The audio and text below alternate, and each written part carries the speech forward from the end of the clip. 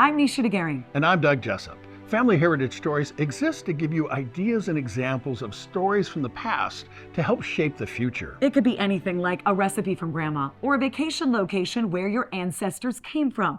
These stories deserve to be passed down.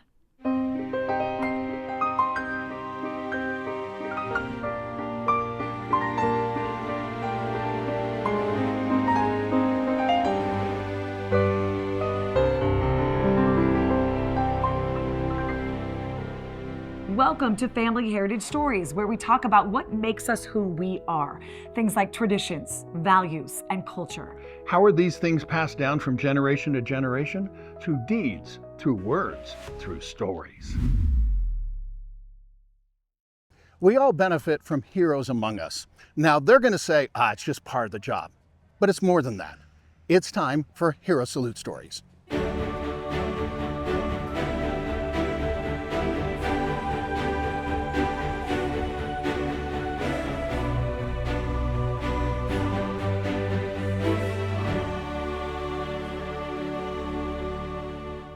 One of the last things that my grandfather said was, "Please remember me." Well, Sergeant Michael Russo remembers his grandfather with something special. I am a 17 Echo electronic warfare specialist. It sounds a lot cooler than it is. All opinions are my own and not the Department of Defense, as I am not a public spokesperson for the National Guard or the military or the Department of Defense. Why are you in the military? My grandfather joined years and years ago. He volunteered for World War II. And I've always felt a connection to him. Tell me about your grandfather. What was his name? His name was Gennaro. He was born in Italy. Gennaro Luigi Russo. Where did he serve? There were certain battles that he was in. The most notable one that people would recognize, the Battle of the Bulge. Movies have been made about it, that kind of stuff. He drove an M4 Sherman tank. Crazy cool stories from his battalion. It's a 707 tank battalion. At one point, while the battle was going, a lot of these tanks actually ran out of fuel, ran out of oil, and so one of his big stories is that he had to walk 20 miles back across the enemy lines. I understand that you did something special to remember your grandfather. It was my first tattoo, actually. I got a tattoo. It's actually his World War II insignia. And so it's from the 5th Armored Division. He's 707 Tank Battalion, 5th Armored Division of the 81st Armored Regiment. Thank you for joining us for this special episode of Family Heritage Stories. If you would like to help us continue with this great and important programming, please visit herosalutestories.org.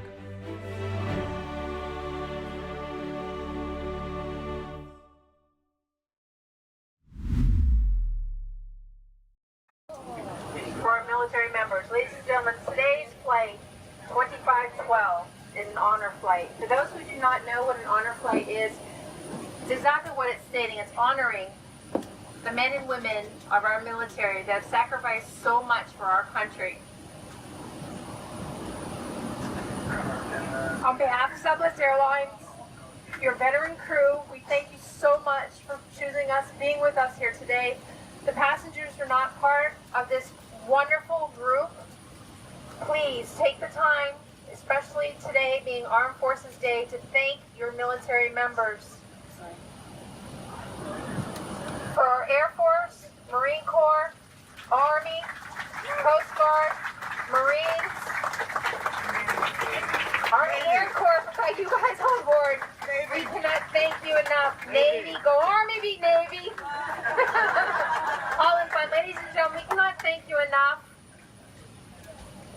So look around, look at each other, thank each other, love each other. God bless. Thank you so much. We all love you. Every veteran has a story that deserves to be remembered. At Family Heritage Stories, we collect, preserve, and share those personal experiences of our veterans. Your donations help us document and honor those veterans and their legacies for generations to come. Join us in ensuring that their legacies live on. Donate today at herosalutestories.org.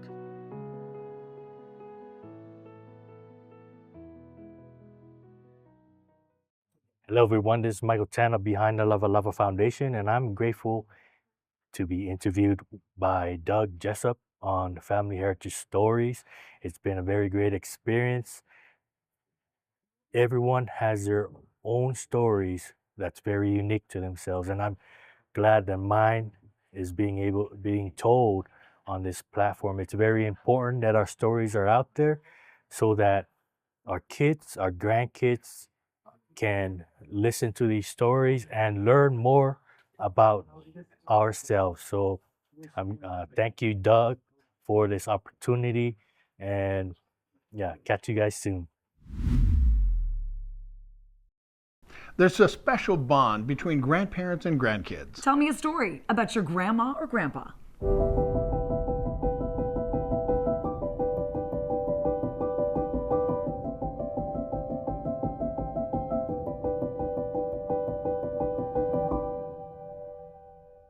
It would be my maternal grandmother, Ethelene Rich Mortensen. She was a twin at birth. Her twin sister and her mother died at her birth. So her father was not happy, and he sent her off to live with her aunt and uncle. She grew up next door to him, but with her aunt and uncle because he couldn't stand seeing her. And so it was pretty rough life, and they weren't very nice to her. So she married at 16 without his permission, had to run away to another county, and married my grandpa when she was too young to get married at the time. So Okay, let's pick a grandpa. yeah, grandpa. I would say my paternal grandfather, Ray McKay Davis. He served in World War II. He could have been in the sniper unit, but he didn't want to do that. So he went into the civil engineering, I guess. He built bridges. So he was in the carpentry division, built bridges. And he came back with some really awesome stories and some stories that were really heartbreaking, and lots of photos. And he came home with like bayonets from the rifles. He came home with the doorknob from the German nobles' like mansion, because they ransacked it when they conquered one of the cities. I don't remember what it was. So his stories from World War II are just very fun, and the things that he built doing his carpentry. If stories aren't passed down from generation to generation, they're lost. And it's as though those people never existed. In this episode of Family Heritage Stories, people share those stories about special connections.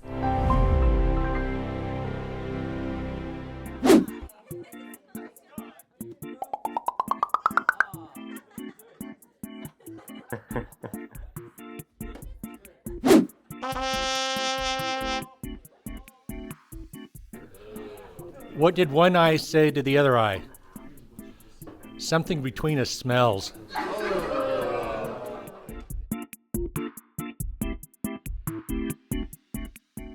You're watching Family Heritage Stories. We'll be right back.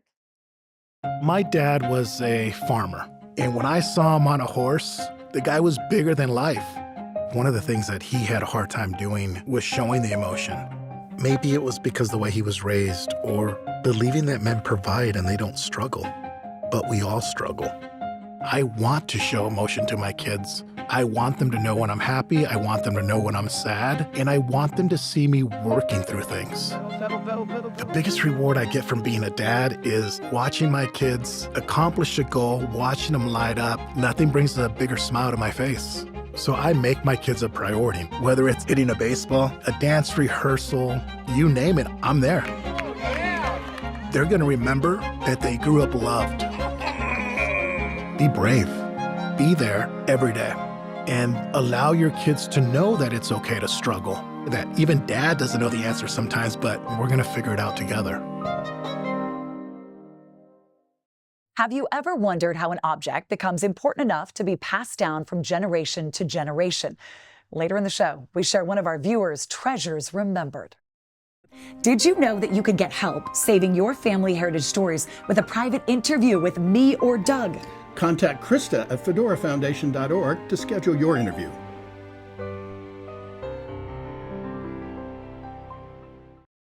What does heritage mean to you?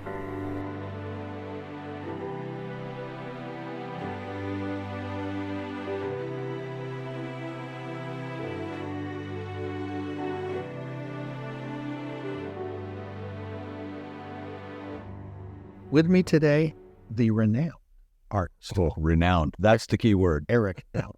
So, Eric, thanks for coming on the show today. Hey, thank you.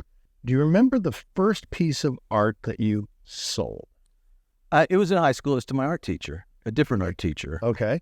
But the real first time I sold art was, I don't know if you remember the company Scripture Stickers, but I was drawing in my stickers, or I was drawing in my scriptures, and I'm like, how can we get this to the masses? So I came up with the sticker concept and put it out there. And so that's the first time I really got paid to be an artist, was Scripture Stickers. And that was just an idea. And then pretty soon I actually knocked on people's doors and said, hey, can I paint your house for $250? I'm like, well, that's a good deal. Start over here on the porch. And I'm like, no, your house. Paint a picture of your house. So I would paint a picture for $250, do it in one day. And I'm like, man, I can make hundreds of dollars doing this. So then I went down to Walker Lane, you're familiar with that area, and knocked on some of those doors, and $250 was sitting around on the table, and I raised my prices, and slowly but surely, that's how it started. Wow. Painting houses. Sure. Geez, I guess you're going to have to paint my house now.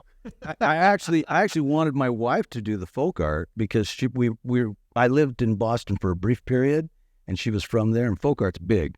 Oh, yeah. And so I went, yeah, you ought to do that. Nobody's doing it. And she didn't want to, and so I started doing it. So it was kind of an accident. So let's get into that. You say folk art. Okay, there's lots of different art. I've interviewed lots of different artists, and I've seen... I love it all. I really do. From, millennial ago. But what is you said folk art, right? Okay. What, in your opinion, what defines folk art? Okay, great question, because one time I had somebody write a 3-page essay telling me how my art is not folk art. And my only response to him was, wow, you know a lot about folk art. Because I think it's interpretational. My definition of folk art is the interaction between people and their environment. It's storytelling. I mean, to me, I can fit 15, 20 stories into one painting. And when I realized that, and it was later on in my career where I realized, my goodness, folk art is just a fantastic storytelling venue.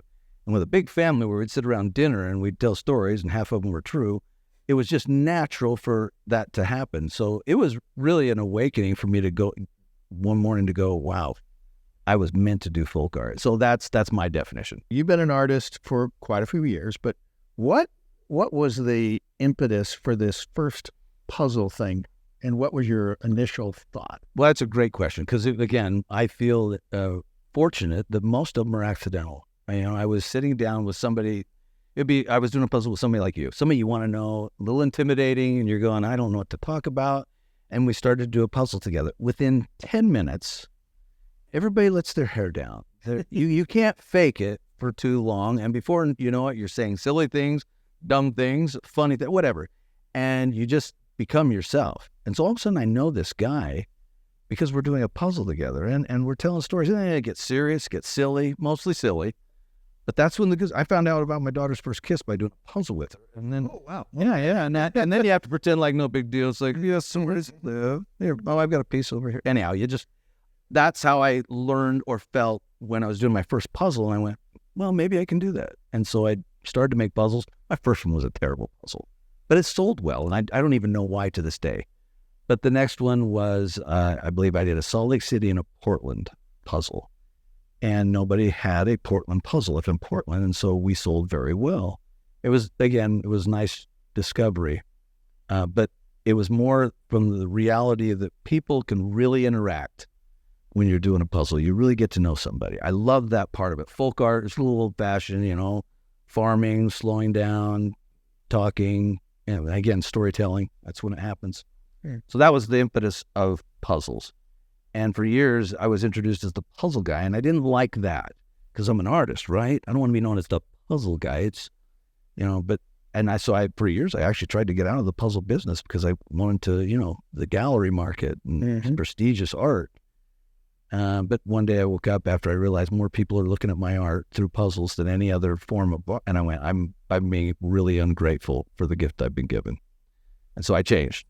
And now I've embraced the puzzle side of this.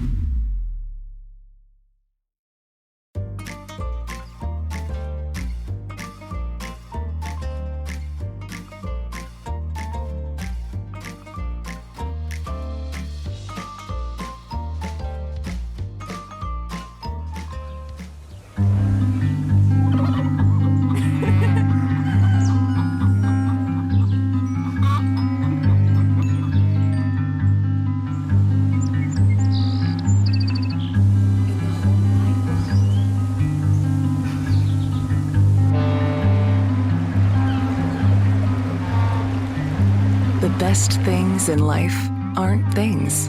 Massachusetts, take a moment. You learn a lot about traditions, values, and culture when you travel. If you need a cup of coffee, or just to be where everybody knows your name, you need to go to Boston. Yes, the TV show Cheers was based on a real pub right here in Boston. Of course, Boston is more known for having tea parties in the harbor. Here's something you might not know. In addition to taking a number of boat tours and water taxis, the Boston Harbor Islands invite boaters to enjoy their harbor using their own vessels. Launch from downtown Boston or one of the several public boat ramps through the harbor. Boston is fantastic for history buffs. A number of historical sites, including Paul Revere's home, have been preserved, and there are markers to do a self-walking tour of other historical landmarks, including the Old North Church. Now, you've heard of this church. It's the one most commonly known as the first stop on Paul Revere's One If by Land, Two If by Sea midnight ride, where he instructed Boston patriots to hang 2 lanterns in the church's steeple. Now, I have to admit, the rebel in me thinks it's kind of fun to sit in a different seat each week in church just to mess with people, but apparently that would not work in the Old North Church. Apparently, pews have assigned seating. You can't go to Boston without taking in some fresh lobster and Boston cream pie. I mean, come on, Boston cream pie in Boston? My lobster was big enough that apparently they didn't trust me, and so they suggested I wear a bib. The highlight of our trip was whale watching. Now, don't forget your sunglasses, a light jacket, and of course, a hat. Now, here's a couple of interesting tips for whale watching, so we're going to take a little bit of time on this video.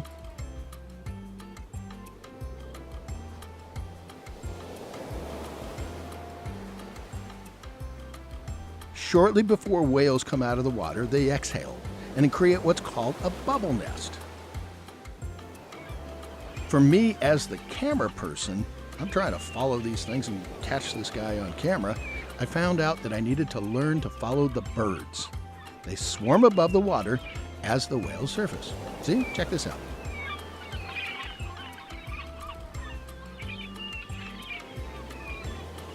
After a day of whale watching, don't forget, there's an active nightlife in Boston. You can go along for a midnight cruise, maybe a stroll along the harbor. Who knows? Dad joke alert. You just might find that you can get a lot of fun day trips right here.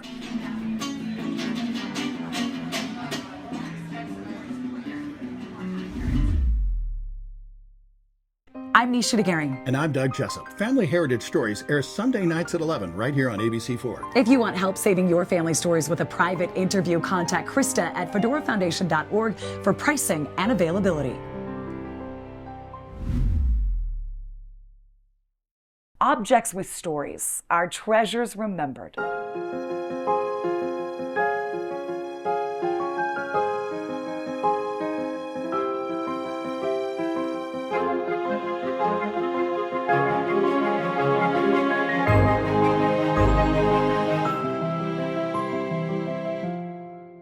Hi, this is Doug Jessop. Welcome to this episode of Treasures Remembered. With me today, Dr. Micah Christensen from Anthony's Fine Art and Antiques. Now, Micah, okay, I'm going way, way, way back. Okay, back when I had hair, when I was in high school, I was the president of the chess club, and this kind of looks familiar, but this is pretty special. Oh, this predates even you, Doc. This is special. You could not buy these when these were originally made. They were made in 1962 by the aluminum industrial firm Alcoa. Oh, yes. Okay, so these were not for sale by Alcoa. These were made as gifts for clients at Christmas time. Oh, wow. And when I look at this, I don't know about you, but I immediately have the Small World theme come to my mind. Yeah. It kind of looks like a Small World set, right? And that's because this is a 1960s design. The artist who did this, he was Austin Cox. And Austin Cox, you'd be forgiven if you had no idea who he was, because he mostly created aluminum doors. He created telephone poles. he worked as a designer for the aluminum industry. Mm-hmm. And they came to him and they said, we want to give as a gift these chess sets, but we want them to look beautiful. And we want them to look like, we want them to kind of look like that cool designer at Disneyland, Mary Blair. Okay. Mary Blair, who designed A Small World. She was behind Cinderella and Alice in Wonderland was part of what she did. Because you can see kind of the smooth lines. I mean, right. It's kind of medieval meets, new age. It is, isn't it? And it's when you look at, this is in terrific condition. This is the original aluminum board, the original blue felt that's on there.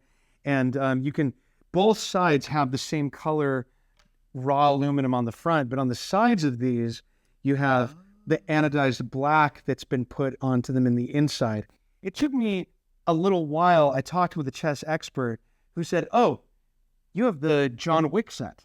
Oh, because really? This is featured in the John Wick movies.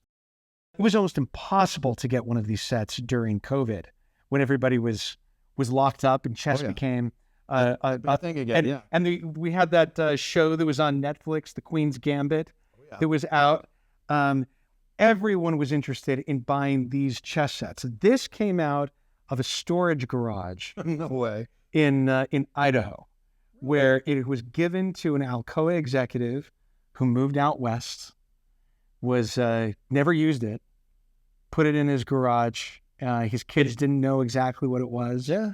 Pulled it out and gave me a call, and I immediately knew what it was, but I didn't know how to put it together, because some of these, clearly the bishops are religious. Mm-hmm. Clearly, these are the castles, but these are also religious. It wasn't until I realized that that's a shield. Yes. Right? That's a shield with the cross inside. Right. So the holy warrior. It is a lot of fun to play with, but I don't think that this would meet standards of a tournament. I mean, you did tournament chess. When you look at this long enough, your eyes adjust kind of go what the pieces are. Yeah. But I've played a few times where my 6-year-old has beaten me because I was confusing. I was confusing one piece for another. Yeah. Well, I always love having you come on, and objects, they have stories. They really do. And this one is certainly one of those. With another entry into Treasures Remembered with Dr. Micah Christensen, I'm Doug Jessop. We'll be right back. Everyone has a story. And sometimes those stories are told through music.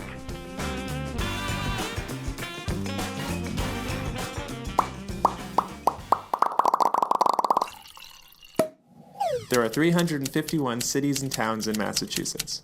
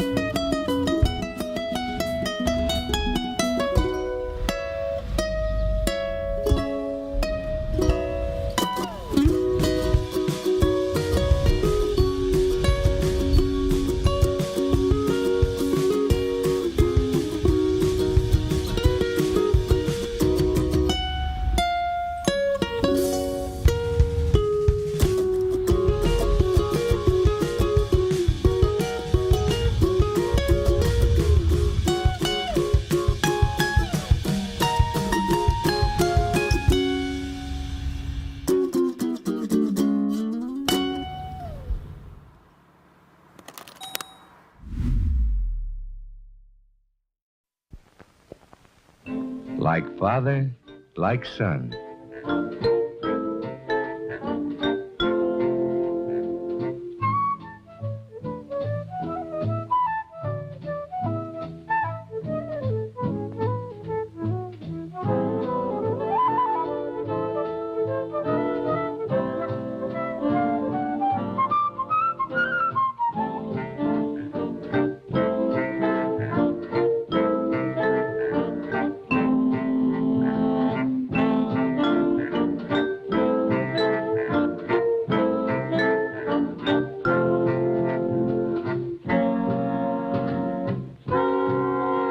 Like father, like son. Think about it. For information on smoking and heart disease, ask your heart association. It's our honor to be able to help people remember where they came from. The Fedora Foundation supports the collection, preservation, and distribution of diverse stories of traditions, values, and culture through Family Heritage Stories, on TV and online at familyheritagestories.org. How do you want to be remembered? With another episode of Family Heritage Stories, I'm Nicea DeGering. And I'm Doug Jessop.